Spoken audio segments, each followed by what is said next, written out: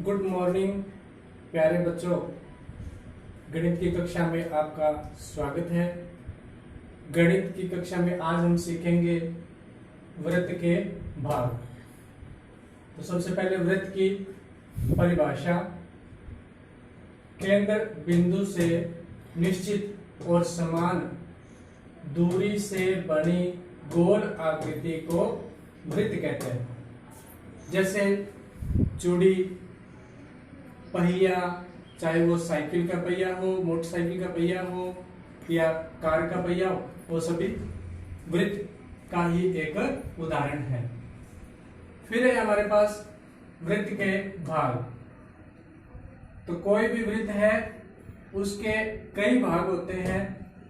पहला है केंद्र बिंदु, जो मुख्य भाग है, इसी के आधार पे ही वृत्त बनता है। केंद्र बिंदु जो होता है, जैसे ये O है, अब यहां प्रकार हम रखते हैं और पेंसिल को इतना खोल के ये पूरा घेरा जो है हम बनाते हैं, तो इसी को हम बोलेंगे केंद्र बिंदु। दूसरा भाग है त्रिज्या।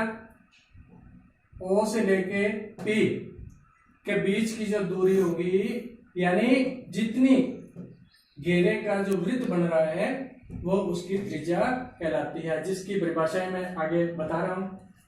फिर परिधि।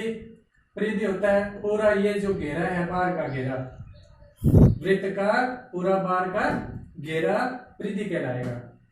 व्यास, क्यों ये लिखा हुआ, यहां से लेके यहां तक की पूरी दूरी जो है वो व्यास कहलाएगी। और ये व्यास जो है हमेशा वृत्त को दो बराबर के भागों में बांटता है। फिर है जीवा। ये जीवा कितनी भी हो सकती है, छोटी भी हो सकती है, बड़ी, ये सबसे बड़ी जीवा होती है, यहां भी हो सकती है जीवा, किधर भी हो सकती है, मतलब बिल्कुल जरूरी नहीं होता कि केंद्र बिंदु से गुजरे। फिर है त्रिज्या खंड और फिर है वृत्तखंड। तो ये 7 भाग मुख्य भाग है इस वृत्त के। तो सबसे पहले नंबर पर हम केंद्र बिंदु के बारे में जानते हैं। केंद्र बिंदु वृत्त का वह भाग जिससे उसके चारों तरफ की दूरी समान होती है, यानी सभी तरफ, ये सारे जो है सब जगह से O के बीच की दूरी जो है, O और यहाँ परिधि, O और B, O और जितना भी यहाँ हो, O और Q, इन सब जगह पे इसकी दूरी समान रहती है। तो इसमें केंद्र बिंदु होगा O, जैसे ये O लिखा है मैंने। फिर है त्रिज्या। केंद्र बिंदु से वृत्त की परिधि पर एक तरफ की दूरी को त्रिज्या कहते हैं। जैसे O और P, इन दोनों के बीच की जो दूरी होगी बिंदु के, वो क्या कहलाएगी, त्रिज्या। तो यहाँ पे OP मैंने लिख के बताया आपको। फिर है परिधि। वृत्त के पूरे घेरे को परिधि कहते हैं। पूरा घेरे का मतलब यहां से मान लिया शुरू होते हैं, यहां से चलते चलते हम इस पूरे घेरे के ऊपर जब घूमते हैं तो वो इसकी परिधि कहलाएगी। 4 नंबर पर है व्यास।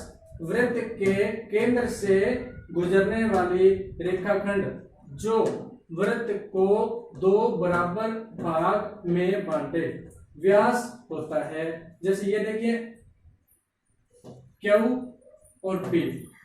Q और P जो है इस घेरे को, पूरे वृत्त को 2 हिस्सों में बांटते, एक ये नीचे का हिस्सा, एक ये ऊपर का हिस्सा। तो ये जो है व्यास होगा, केंद्र बिंदु के बिल्कुल बीच में से गुजरेगा, इसीलिए इसको व्यास बोला जाता है। और सबसे ये व्यास ही सबसे बड़ी जीवा भी होती है।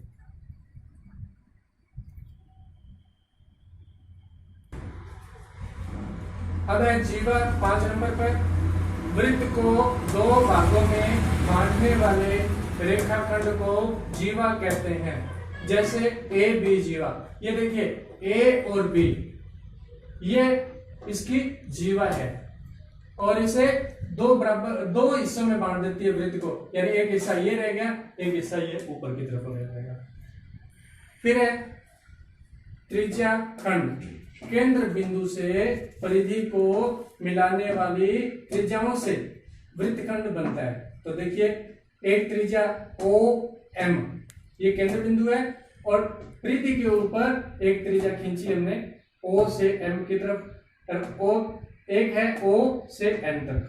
तो ये जब त्रिज्याएं दोनों आपस में मिलती हैं एक केंद्र बिंदु पर, तो ये जो हिस्सा बनेगा जिसको मैंने छायांकित भी किया है, तो ये हिस्सा इसका क्या कहलाएगा, त्रिज्या खंड। तो यहां मैंने आपको बताया है MON, ये जो खंड होगा वो त्रिज्या खंड कहलाएगा।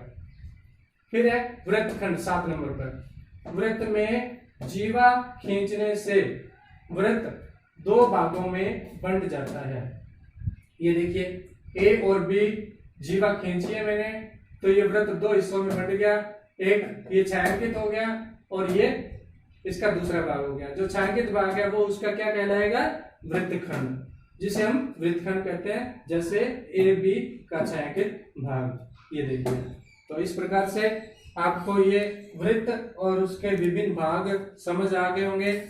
मेरा बहुत ही आसान तरीका समझाने का रहा है, प्रयास रहता है। फिर भी अगर आपको समझ नहीं आए तो फिर इस वीडियो को ध्यान से बार बार देखने का अभ्यास करें, प्रयास करें, तो आपको ये सारी बातें समझ में आ जाएंगी। धन्यवाद।